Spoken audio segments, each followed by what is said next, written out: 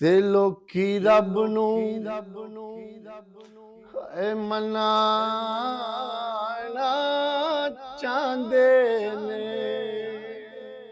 ਰੱਬ ਕੀ ਕਰਨਾ ਚਾਹੁੰਦਾ ਸਰ ਜੀ?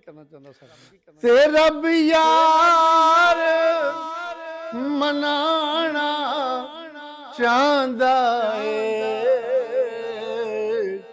ਹਰ ਸੂਰਤ ਆਪਣੇ ਮਾਈ ਦੇ ਓ ਨਾਜ਼ ਉਠਾਣਾ ਚਾਹੁੰਦਾ ਏ। ਲੋਕੀ ਰੱਬ ਨੂੰ ਮਨਾਣਾ ਚਾਹੁੰਦੇ ਨੇ। ਬਈ ਗੱਲ ਯਾਰ ਹਿਸਾਬ ਕਿਤਾਬ ਦੀ ਨਹੀਂ, ਵੀ ਮਹਸ਼ਰ ਦਾ ਵੀ ਇੱਕ ਮਕਸਦ ਏ। ਰੱਬ ਹਰ ਮੁਨਕਿਰ ਨੂੰ ਸੋਹਣੇ ਦਾ ਉੱਥੇ ਸ਼ਾਨ ਵਿਖਾਣਾ ਚਾਹੁੰਦਾ ਏ। ਲੋਕੀ ਰੱਬ ਨੂੰ ਮਨਾਣਾ ਚਾਹੁੰਦੇ ਨੇ। ਰੱਬ ਯਾਰ ਮਨਾਣਾ ਚਾਹੁੰਦਾ ਏ। ਲੋਕੀ ਰੱਬ ਨੂੰ ਮਨਾਣਾ ਚਾਹੁੰਦੇ ਨੇ। ਤੇ ਕਿਉਂ ਦਿਨ ਨਹੀਂ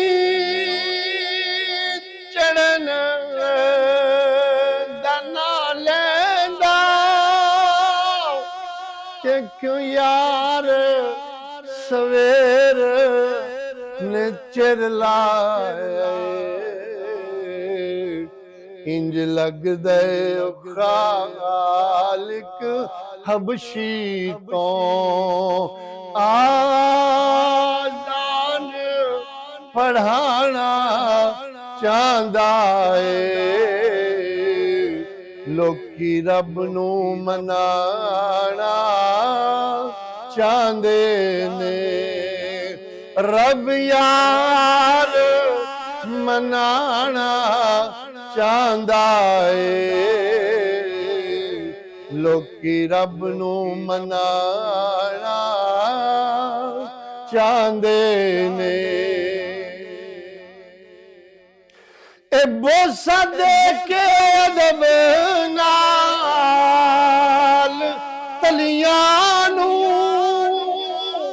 ਤੇ ਜਬਰੀਲ ਹਜ਼ੂਰ ਨੂੰ ਕਹਿੰਦਾ ਸੀ,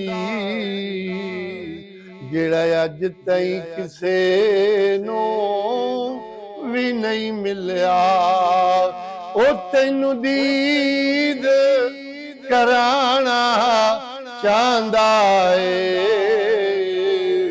ਲੋਕੀ ਰੱਬ ਨੂੰ ਮਨਾਣਾ ਚਾਹੁੰਦੇ ਨੇ।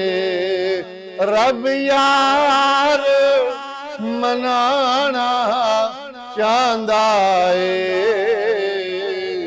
ਲੋਕੀ ਰੱਬ ਨੂੰ ਮਨਾਣਾ ਚਾਹੁੰਦੇ ਨੇ। ਕੀ ਸ਼ੌਕ ਹੈ ਪਾਕ ਉਹ ਨਵਾਸੇ ਦਾ, 3 ਦਿਨ ਦੇ ਯਾਰ ਪਿਆਸੇ ਦਾ। ਨਾਨੇ ਦੀ ਸ਼ਾਨ ਤੇ ਅਜ਼ਮਤ ਲਈ ਬਈ ਵੇਖੋ ਬਚੜੇ ਕੋਹਾਣਾ ਚਾਹੁੰਦਾ ਏ। ਲੋਕੀ ਰੱਬ ਨੂੰ ਮਨਾਣਾ ਚਾਹੁੰਦੇ ਨੇ। ਰੱਬ ਯਾਰ ਮਨਾਣਾ ਚਾਹੁੰਦਾ ਏ। ਲੋਕੀ ਰੱਬ ਨੂੰ ਮਨਾਣਾ ਚਾਹੁੰਦੇ ਨੇ। ਤੇ ਜਦ ਨਾਤ ਉੱਥੇ mahshar ਵਿੱਚ ਸਰਕਾਰ ਸੱਜੇ ਤਾਂ ਉਸ ਵੇਲੇ ਤੇਰੇ ਸਾਹਮਣੇ ਹੱਥ ਬੰਨ ਹਾਕਿਮ ਵੀ ਇੱਕ ਨਾਤ ਸੁਣਾਣਾ ਚਾਹੁੰਦਾ ਏ ਲੋਕੀ ਰੱਬ ਨੂੰ ਮਨਾਣਾ ਚਾਹੁੰਦੇ ਨੇ ਰੱਬ ਯਾਰ ਮਨਾਣਾ ਚਾਹੁੰਦਾ ਏ ਲੋਕੀ ਰੱਬ ਨੂੰ ਮਨਾਣਾ ਚਾਹੁੰਦੇ ਨੇ।